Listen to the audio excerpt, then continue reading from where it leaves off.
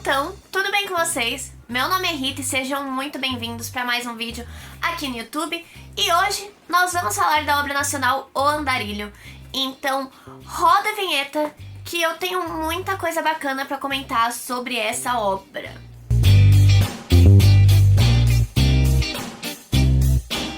Bom, logo de começo eu gostaria de pedir para você deixar aquele like, se inscrever no canal e ativar o sininho, porque a gente tem vídeo de nacional com frequência, não com a frequência que eu desejava, mas a gente tem com frequência, então é isso.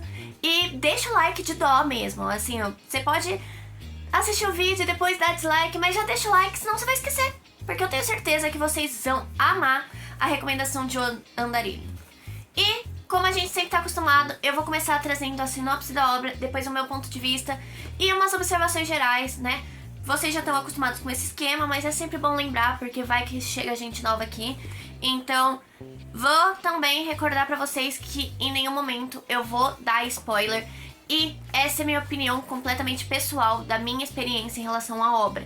Então, vocês não vão ter aqui uma resenha especializada em relação a 500 fatores, porque isso daqui é mais a minha experiência ao ler e se eu recomendo ou não a obra. Então, vamos deixar isso bem claro desde o começo, porque eu sempre gosto de ressaltar que eu não gostar ou eu gostar da obra não significa que a sua experiência vai ser semelhante, entendeu? Então eu gosto de deixar isso claro, vocês sabem, vocês estão me acompanhando faz um tempo.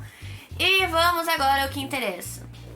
Andarilho vai ser uma obra bem reflexiva. O autor foca muito nisso. Nós vamos acompanhar o Stefano, que tá andando na praia. O Stefano é nosso protagonista, né? Ele é o nosso personagem principal. E durante uma caminhada dele na praia, ele vai acabar, por uma desavença da vida, esbarrando, se eu posso dizer dessa forma, com uma mulher que é idêntica ao grande amor da vida dele. Então ele vai estar lá e vai encontrar aquela mulher que, além de ser idêntica, ela possui o mesmo nome. Então desde sempre a gente vai ficar com essa pulguinha atrás da orelha. E eu acho que isso é uma técnica de escrita muito boa do Eduardo, mas vamos voltar pra sinopse, que é essa primeira parte, né? O Stefano vai começar a ter lembranças do passado, dessa amada, esse sentimento. Então a gente vai ter essa viagem temporal entre o passado e o presente. E agora vamos, né? Eu não quero me estender muito em relação à sinopse, porque esse é um livro de reviravolta. E eu tenho receio de que, se eu dar algum comentário a mais em relação à sinopse da obra, eu acabe dando um spoiler indesejado. Então, essa resenha em específico, eu vou focar mais em trazer a minha experiência, vou focar mais nessa questão da parte do que eu senti lendo, de como eu vi a obra, da minha visão em relação ao Andarilho, do que a sinopse em si. Como eu já disse, como eu já adiantei anteriormente, essa é uma obra muito reflexiva. É um livro que você tem que ler com um cuidado a mais. Então, isso não torna uma leitura difícil, mas torna uma leitura mais densa. O Andarilho não é aquele tipo de obra que você vai ler para passar o tempo. É uma obra que ela tem como intuito mexer com o seu âmago. A gente vai ter um personagem muito misterioso. O Stefano, a gente vai descobrindo ele ao longo da obra. Então, essa jogada da gente ir descobrindo o protagonista, ter um protagonista mais misterioso, aonde ao longo do desenrolar da história a gente vai conhecendo, vai vendo um outro olhar, é algo muito denso e que, ao meu ver, tem que ser lido com cuidado.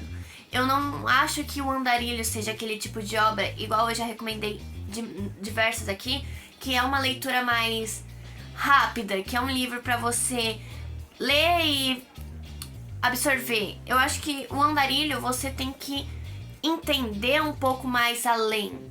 É uma escrita mais poética, se vocês me entendem. A gente tem um linguajar um pouco mais sofisticado. Não vou falar que é uma leitura difícil, porque a gente consegue absorver, a gente consegue ter um entendimento muito claro da obra, mas é uma leitura um pouco mais densa. Não é aquele tipo de obra que você vai... eu não sei como explicar, vai acabar e é isso. É um livro que você tem que ter um cuidado a mais pra ler. mas ele não deixa de ser envolvente. A escrita poética do Eduardo faz com que a gente vá se envolvendo com os mistérios. Como eu já disse, é um livro cheio de reviravoltas, então, por a gente ter essa passagem do passado pro presente, a gente vê tendo esses conhecimentos, essa questão do destino dele ter encontrado uma mulher exatamente igual a sua amada, com o mesmo nome, é algo muito interessante.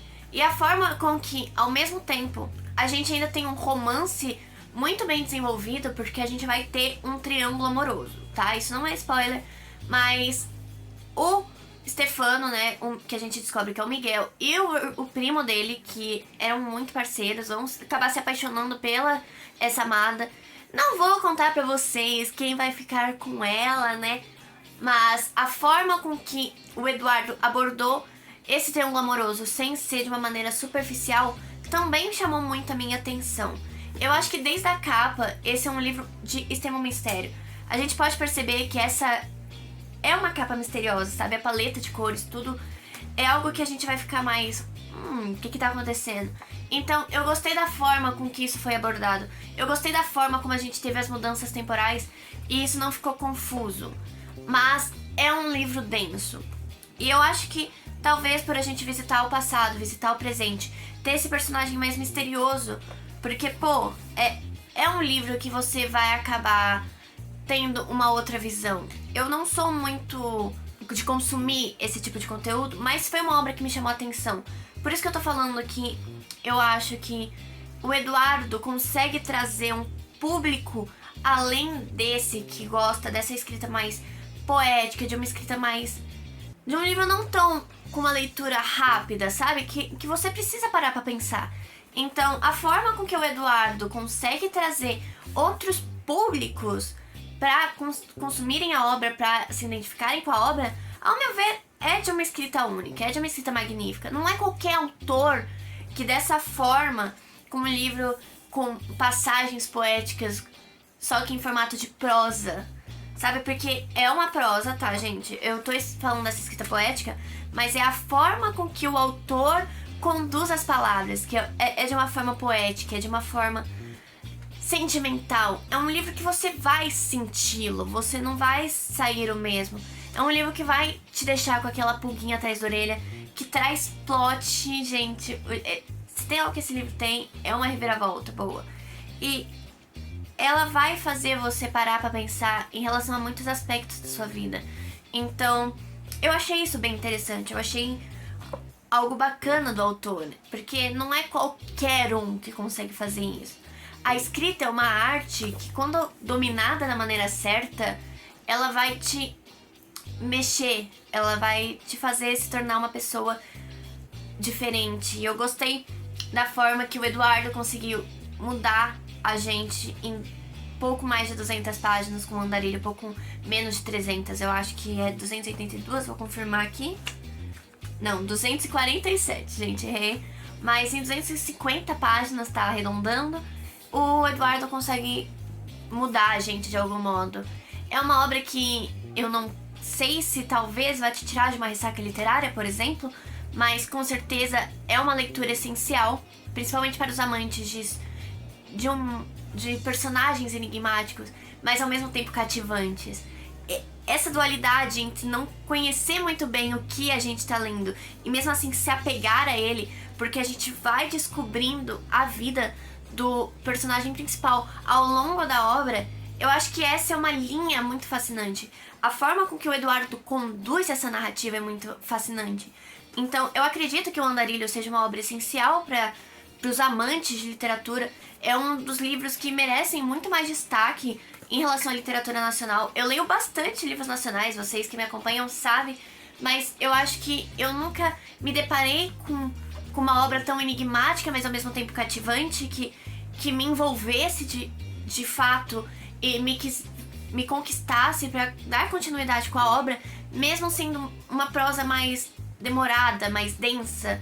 Então, esse misto de sentimentos que a obra nos proporciona, esse misto de emoções, faz com que eu venha aqui e fale que vale a pena ler a obra. Não é uma obra... Gente, novamente, você pode ver como defeito, mas eu tô aprendendo a não ver isso como um defeito. É um livro com um linguajar sofisticado, sabe? É um livro com poética. Então, se você não curte esse tipo de obra, eu te recomendo a ler, mas com esse aviso: não vai ser uma leitura rápida, não é aquele livro que você vai pegar pra ler de uma forma monótona, sabe? Porque tem livros mais levinhos que você consegue ler rapidamente. E isso não caracteriza um livro ser bom ou ruim, tá? Eu quero deixar isso claro. Isso não significa que o livro vai ser ruim. Significa que a sua experiência não vai ser uma experiência tão leve. É um livro que ele requer um pouco mais de você. Eu acho que, de um modo geral, é uma obra que vale muito a pena. A capa tá linda, a diagramação foi muito bem feita. A editora Busca Sentido, que foi a qual publicou essa obra, caprichou demais em relação a isso. É um livro que a gente vê o cuidado do Eduardo com as palavras, o cuidado da equipe de diagramação. É um livro que me chocou, de certo modo.